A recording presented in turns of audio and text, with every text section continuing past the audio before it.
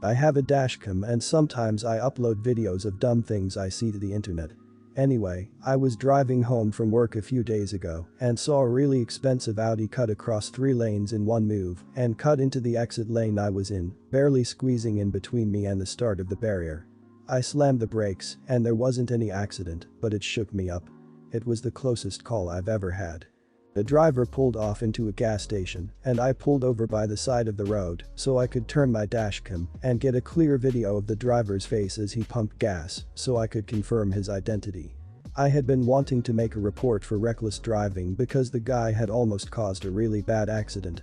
I had never reported something before, but this was probably the scariest close call I'd ever had and I thought it would be a good idea too. I reported it to the police non-emergency line and they said they'd get back to me, but I didn't hear anything yet. I also put the video on the internet titled "Crazy Audi Driver in Hometown Name." Anyway, a few days later, someone commented on the video saying that was the mayor. I didn't believe it at first, but then I looked up pictures of him and was certain. It was definitely the same guy, he'd even been photographed by a local reporter near his Audi.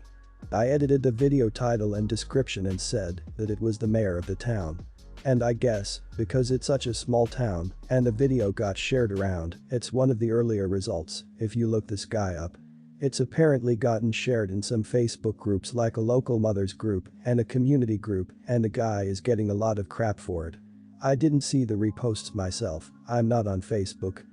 But I got a call from one of the mayor's employees asking me to take the video down. I said I'd like to talk to the guy, like I wanted to just have a chat with the person who nearly killed me and then wouldn't even call me himself to apologize. And she got really defensive, but also formal, like I'm afraid that isn't possible at the moment. Anyway, some of my coworkers think it was kind of crappy of me to follow the guy, film him, and put his name on the internet. And I guess I get that, but I also feel like as a public figure and a representative this guy should be held to a higher standard. Am I the idiot for leaving the video of the mayor driving like an idiot up on the internet? Because he's a public servant, he's held up to higher standards, he also doesn't have the same expectation of privacy. Everyone has bad days, or even days when for one reason or another they were distracted when they shouldn't be. If he had called you himself, apologized, and had been compassionate, I might feel different. Leave it up, he's shown you more than once what kind of person he is. I think his community needs to see it too. Not the idiot. Is there such a thing as a retroactive not the idiot? I feel like it was kind of a crap move to put a stranger's face on the internet without their consent. If it had been just some Joe something, I'd say you were an idiot for not just putting the bit with the car up or blurring his face or something. But a public servant is different and doesn't have the same expectation of privacy. I'd say this is a net good, even if you aren't exactly a moral paragon for doing it before you knew it was the mayor. People deserve to know what kind of person they have in office. Not the idiot. If he was so embarrassed or upset about his reputation, you know what would have solved that. Apologized to you, taken a safety course, then filmed his own video to upload where he admitted he did something unsafe, put some of his own citizens at risk, and apologized to the city and you, then shared what he learned in the safety course. He would have shown accountability and, as a community leader, shown by example what you do when you mess up: apologies, make it right, then do better. I, 24, recently showed up unsolicited to a couple's event my fiancée, 27, was invited to in a professional capacity. She is currently very pissed at me. My fiancée is an attorney. She's been working at a firm for some time since graduating law school. Every year the local bar association organizes this event where attorneys from the area are invited to network and see some old pals from college. The invitation also goes out to the partner of said attorney. Last year I went together with her and had a merry good old time. I saw some guys there who also work at her firm that frequent the performance engine shop where I work as a mechanic. We share similar interests and we pretty much hit it off immediately. We still hang out every now and then. The event got pretty rowdy towards the end. Contrary to popular belief, a lot of these attorney types aren't the goody two-shoes they pretend to be, and I, amongst others, ended up on stage singing to classics such as Journey's Don't Stop Believing. Freaking love that song. However, my fiancée ended up experiencing that night very differently. She pretty much went off by herself during the entire thing. She told me she spent the night networking with a few established attorneys and some old acquaintances. She also told me she got a bit embarrassed by my actions towards the end and that she would like to put on a professional demeanor in front of her colleagues and expected that of me too. Now, mind you, we often go off the deep end in the weekends and she doesn't have a problem with me acting like the fool I am then. So last week when I mentioned how excited I was to go with her again this year, she flat out rejected me. She told me I wouldn't be able to properly behave myself in front of her fellow members of the bar and that was that. I tried promising her that I would be on my best behavior, but no means no, was the final answer. Why would you be embarrassed of going to an event with your significant other just for being the person he is? Certainly, if that very partner promises to be as innocent as grace itself. The event is literally meant for couples. Initially, I wasn't gonna go, but my newfound friends WhatsApped me, and I thought to hell with it. So I got there early, joined up with them, saying she was gonna run late, texted her, had a few drinks, and when she arrived almost got dragged out of the party. I got stomped into my car with strict guidelines to go home and was whipped into motion. Not wanting to make a scene, I drove off, got 2 honey butter chicken biscuits from Whataburger, and spent the rest of the night Netflixing. Fun times. A week later she is still pissed as hell at me for not respecting her boundaries. I've been sleeping on the couch since then. In the meanwhile, I can sort of find the humor in her not wanting to lose face in front of her fancy pants colleagues because of her oddball. It truly isn't that bad though, fiancé. But she still can't. Am I the idiot? You're the idiot. Everyone has outlined every reason why, embarrassing her at a formal function, behaving in a very obnoxious manner, and not being there to support her as you are meant to do in what is essential, a couple's networking event. Turning up despite her explicitly saying no makes you a major arse. What really annoys me though, is the fact that you're trying to write this off as you being wacky or a goofball. The tone of the post makes me gag. You're the idiot. She didn't want you there. You embarrassed her. And then when she expressed her feelings, you brushed them off because they don't seem to matter to you. She should just have to deal with it because it's just who you are. Then you disrespected her feelings even further by doing back to the place where the original embarrassment occurred and embarrassing her again. That's pretty much straight up idiot behavior if I've ever seen it. You owe her an apology. You are the idiot for all the reasons people have mentioned. Please remember that we do not live in an equal world. She has almost certainly had to work harder than her male colleagues to gain respect and to be taken seriously. You jeopardized that work by acting a fool at an event that was there for her to network and build relationships with her peers. She does not get given the free pass that male colleagues do when they fool around. Your behavior reflects on her.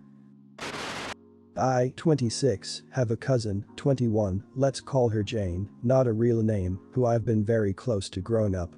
She is a ridiculously picky eater. I think it's a result of her being very coddled and kinda spoiled. She straight up refuses to eat any fruits or vegetables, no fresh herbs, no mushrooms or legumes. Only meat, rice, pasta, and potatoes.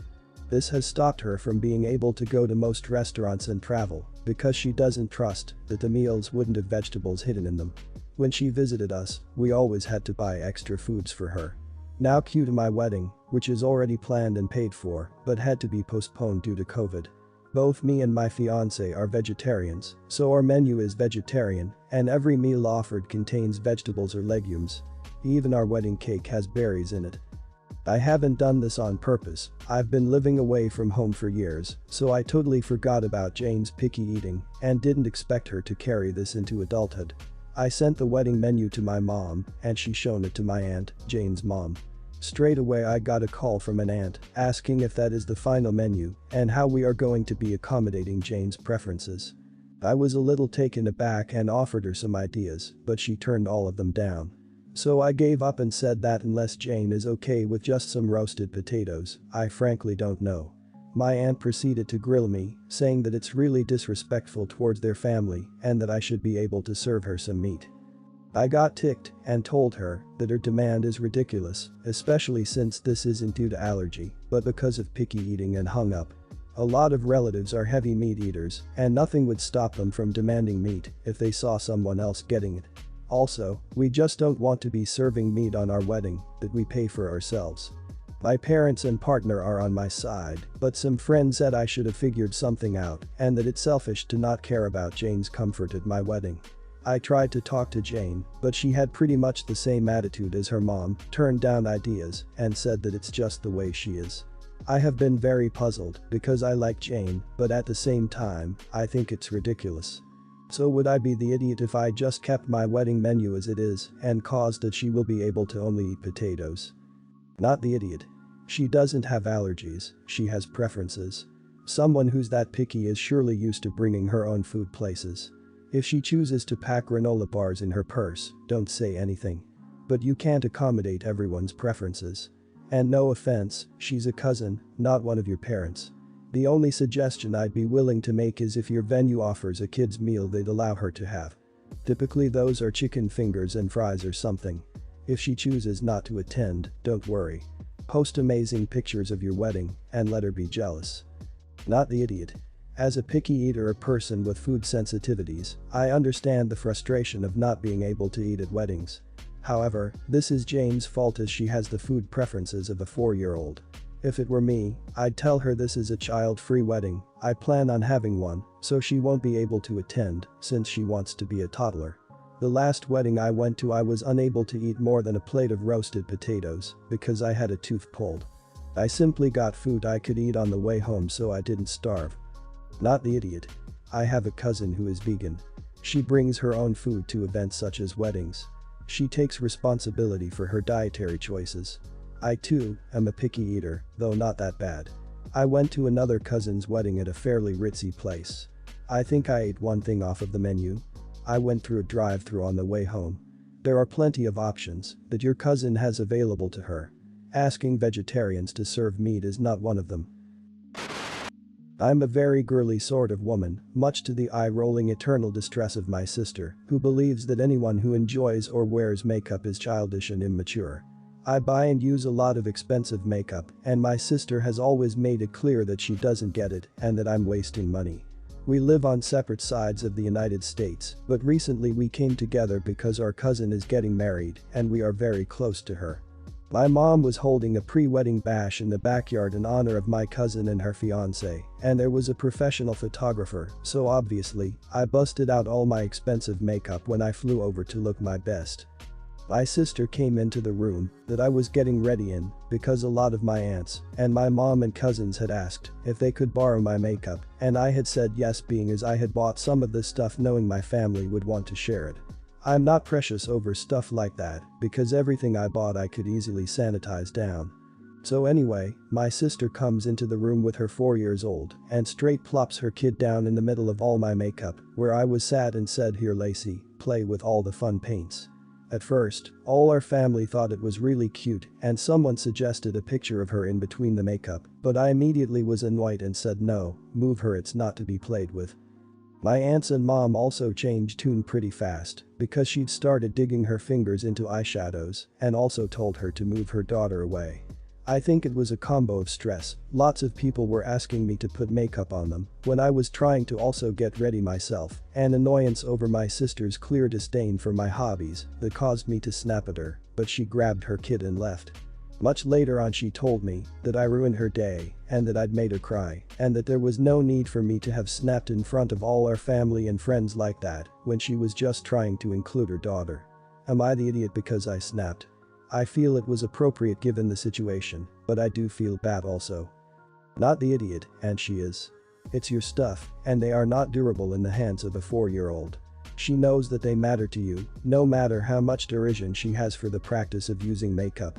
When the situation escalated, you reacted as I would have expected a person to react based on the evidence provided. After the smoke cleared, she tried to guilt trip you into feeling pity for her. She was not trying to include her daughter.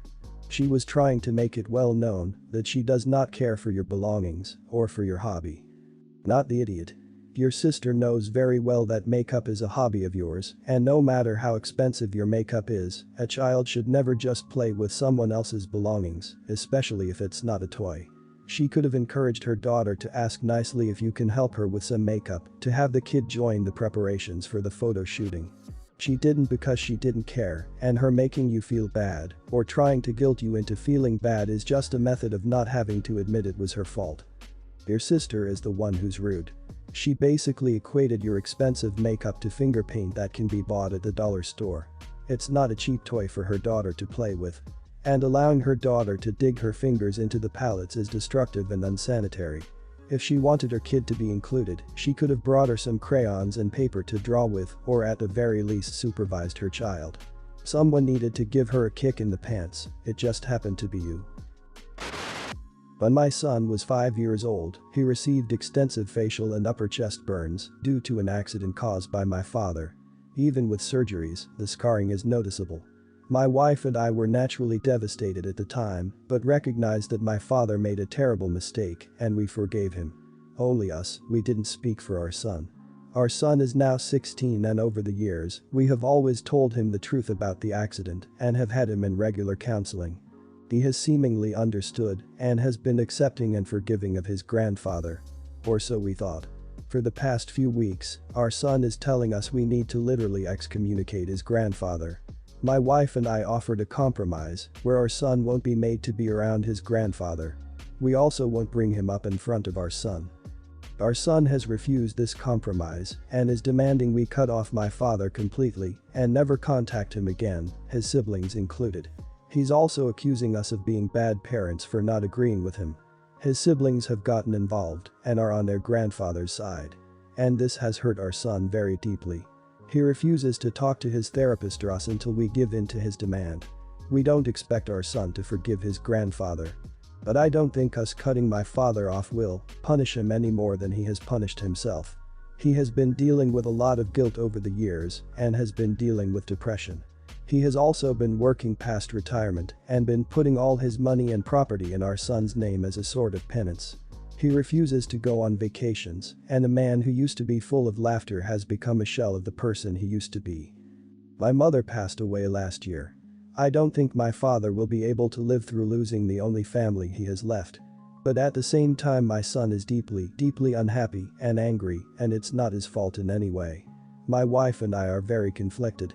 It seems like a difficult choice, but we've gone with the therapist's suggestion and stuck with our compromise. We won't force our son to have a relationship with his grandfather, but we will continue to maintain ours. Our son has isolated himself from the entire family as a result. I'm not sure if I made the right decision. I had a friend tell me we made the wrong choice. That we are indirectly punishing the innocent party. Are we the idiots? Not the idiot. I feel bad for calling your son the idiot here, and it's just over the line between that and no idiots here. He refuses to talk to his therapist or us until we give in to his demand. The kid is 16, he's old enough to understand what manipulation is, and he's doing it. Also, refusing to talk to a therapist isn't good. Something obviously changed that made him go to forgiving to the nuclear option. If he can't talk to you about it, fine, but refusing to talk to a therapist is an issue. Your son is entitled to his emotions, his anger. He has to live with this for the rest of his life and should be allowed to work through this on his own terms. You are in an impossible situation, but honestly, your father is an adult. Your son is still a child, even if he is in the last parts of childhood. That to me gives him priority. You need to speak to your son and ask why now. What happened? Why did he get so angry all of a sudden? And maybe talk to your father about it. Don't lie to your son, but also don't just cut off your father. No idiots here. Maybe keep in mind that sudden shifts in behavior don't come from nothing. If he went from seeming like he had reconciled with a grandfather to wanting him cut out of his and others' lives, something likely happened. My guess, as others have also suggested, is that the ridicule over his scars has either increased or there was a particular instance that was really severe, at least in his mind. Have you asked his siblings if they've noticed any changes in his behavior or in how the other kids treat him?